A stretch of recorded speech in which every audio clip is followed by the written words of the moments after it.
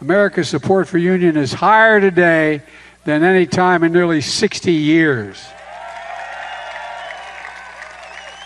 And I'm continuing to call on Congress to fully and finally pass the Protect the Right to Organize, the PRO Act, which makes it easier to...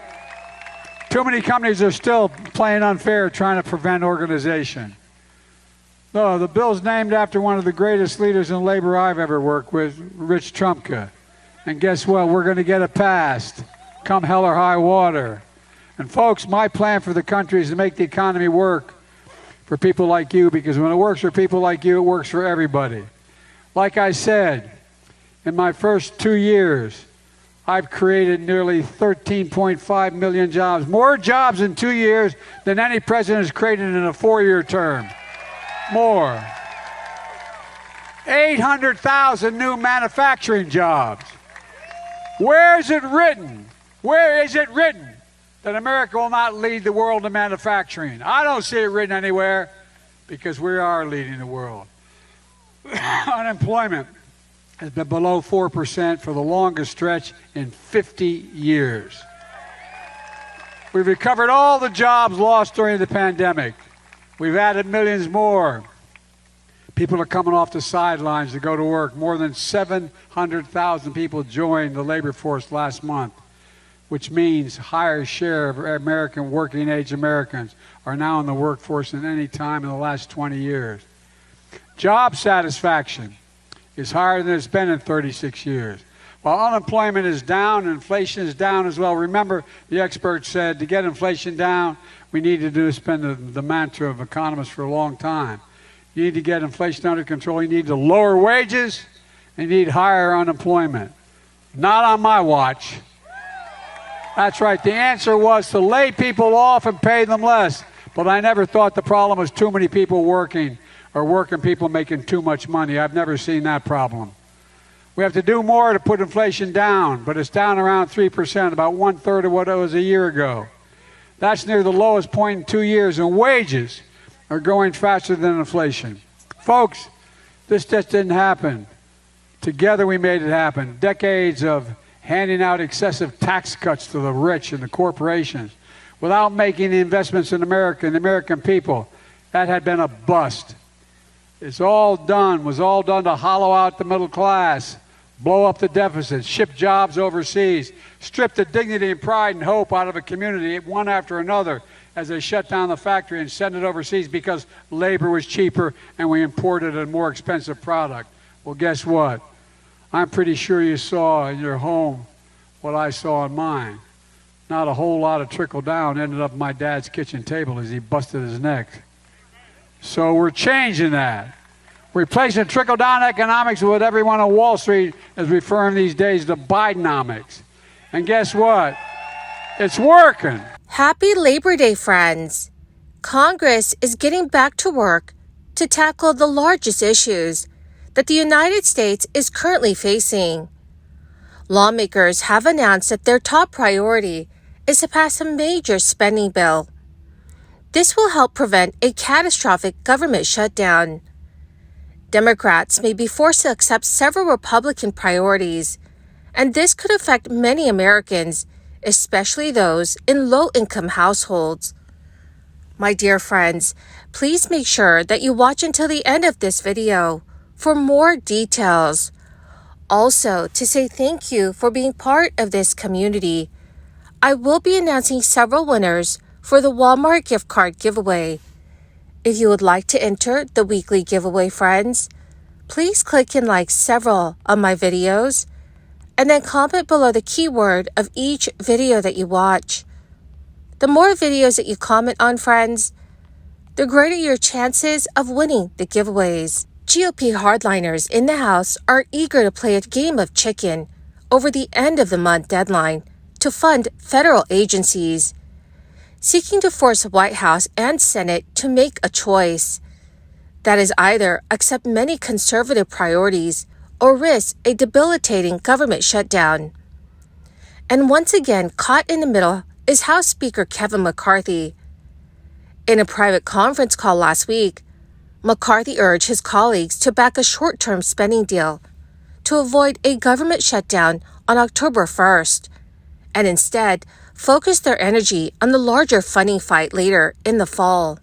According to CNN News, his argument is that the year-long spending bills to fund federal agencies will be better suited to enact cuts and policy changes they have demanded, including on hot-button issues. McCarthy argued if they spend too much time squabbling among themselves, they will end up getting blocked by senators in both parties and forced to accept higher spending levels than they would like. The two sides are hundreds of billions of dollars apart after McCarthy backed away from a previous deal he cut with the White House, and then later agreed to pursue deeper cuts demanded by his right flank.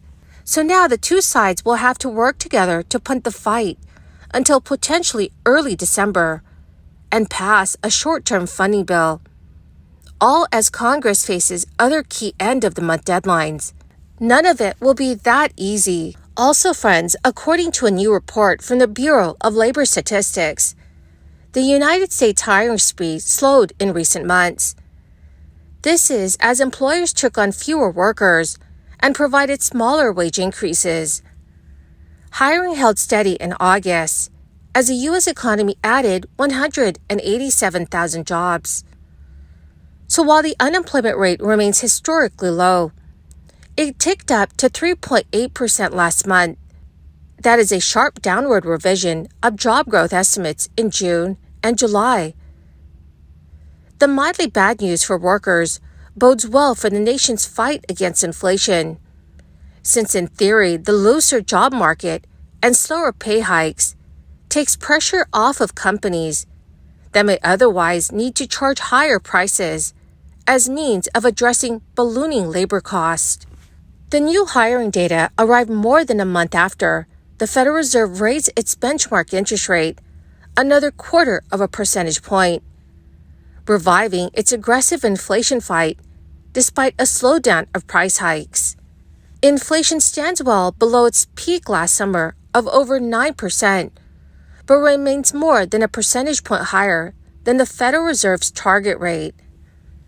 Price increases accelerated slightly in July, suggesting a bumpy road towards bringing costs down to normal levels.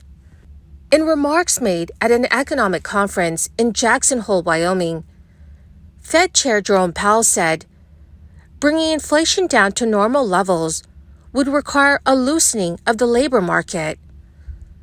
Powell described the recent slowdown in hiring as a rebalancing of supply and demand for workers, which allows businesses to ease pay increases and in turn soften price hikes. Over a year-long period ending in August, average hourly earnings increased 4.3%, which still remains robust, but marks a slight slowdown from year-over-year wage gains in the previous month. Pay increases continue to exceed the inflation rate. Speaking at the White House on Friday, President Biden touted the solid wage increases, saying he believes price hikes can slow without a decline in pay or an increase in unemployment. But still, the mild cool down of pay increases could help the United States bring down inflation while also averting a recession. The next decision from the Federal Reserve about a possible rate increase will take place in roughly 3 weeks.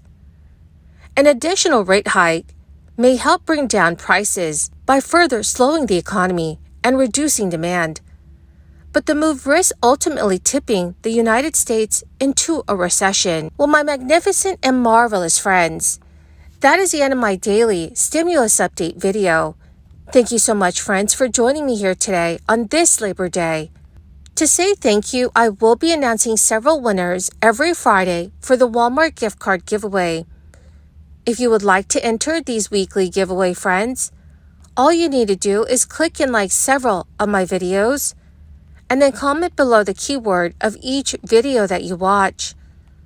The more videos that you comment on, my dearest friends, the greater your chances of winning the giveaways. Thank you, and have a wonderful and very blessed Labor Day.